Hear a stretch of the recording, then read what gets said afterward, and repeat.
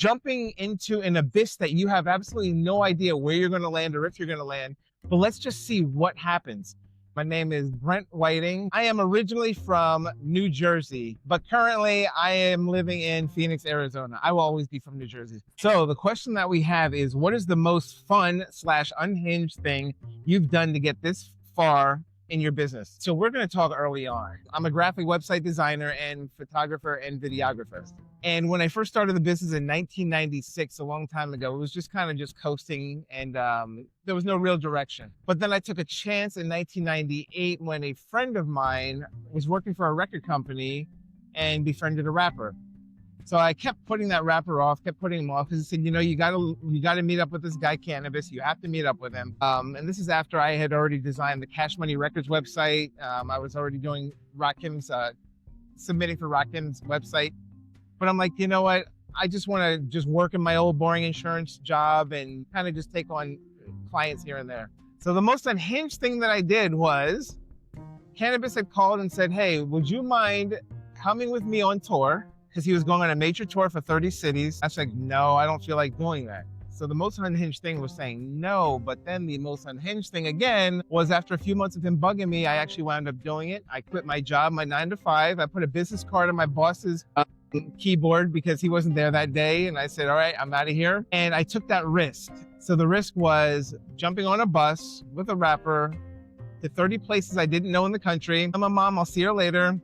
And for 5 weeks, going from state to state, having the absolute adventure of my life, designing a website on this bus back in the day for this rapper, which then led me to meeting another rapper on that same thing, who then took me to Europe for 5 countries. It was probably the 3rd time I'd been to Paris, but the 1st time I'd been to Sweden and a few other places, in which then I met somebody else in New York who wound up being a marketer in starting her own company in New Jersey. For the last 27 years, we have been working together, which has led me to designing Grammy winners, album covers, Stephanie Mills, Lionel Richie, I'm Missy Elliott, working with Adidas, LG, Samsung.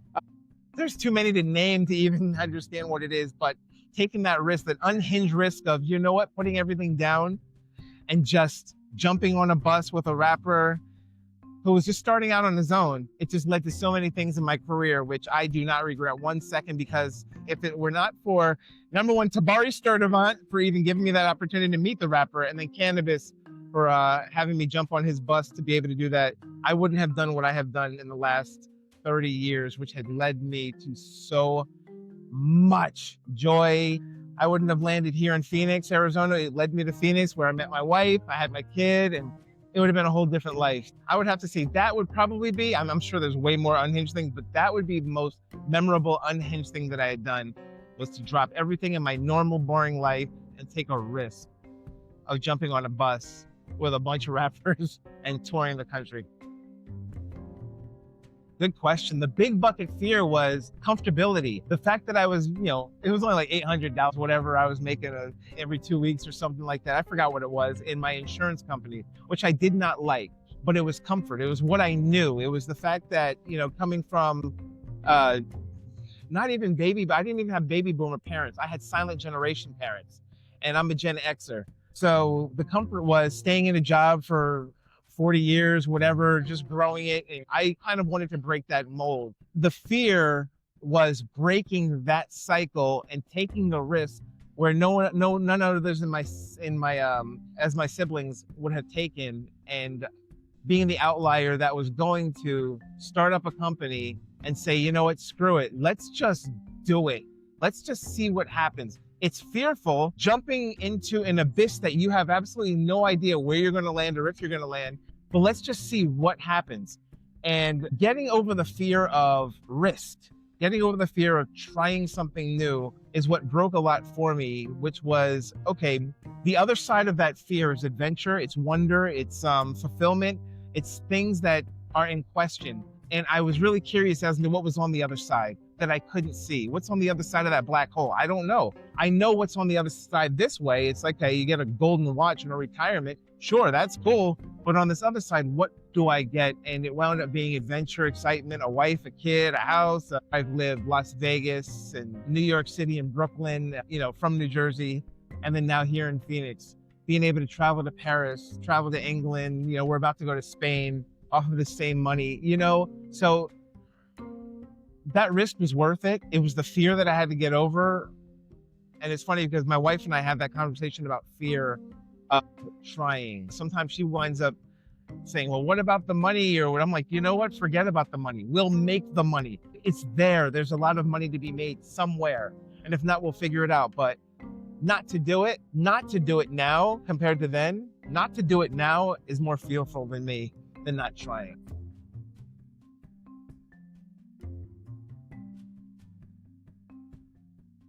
Yes, I've always had a fear. I have had a fear of success. I've always had that fear of too successful. And the only reason is because of this. I would love to, obviously, everybody would love to have so much money that they can't handle it. What I always see is people who have too much money never have enough time. And they wind up wanting to build up more money on top of that money. It's like a greed thing where they don't have enough. And I never want to experience where I don't have enough, where it's always going to be more than I need.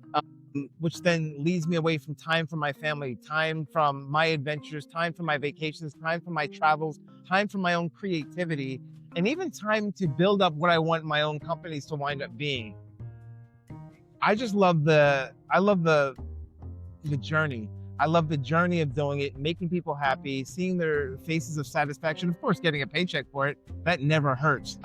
My thing is I just want to keep that success in a happy place. And I don't want that fear. It's also fear of failure, but it's the fear of success that I believe ruins people of who they were into what they are becoming or what they can become. And then another thing is, what is success? Success for a lot of people it's money. It's what they built, what they can buy. I have the cutest kid in the world. I have a beautiful wife, and we build things together, businesses together now.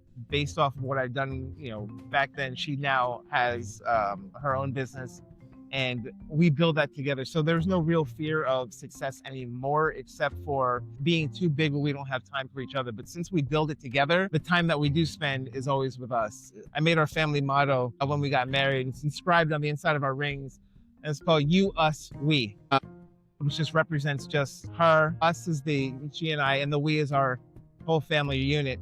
And that's what's most important to me. So that success, I've already earned it. I don't care what kind of bankruptcy you put me through. I already have that to build that another foundation on if I need to.